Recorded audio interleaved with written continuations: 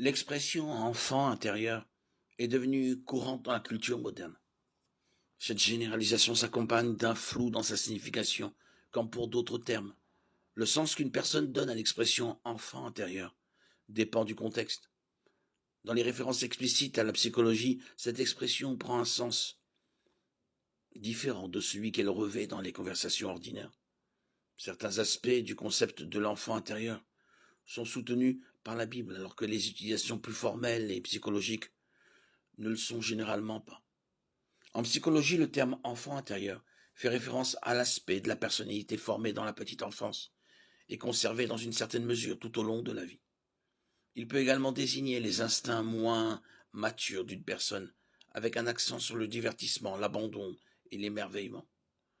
Selon certains points de vue, des expériences négatives au cours du développement précoce peuvent endommager cet enfant intérieur, nécessitant certains actes correctifs de parentalité intérieure plus tard dans la vie.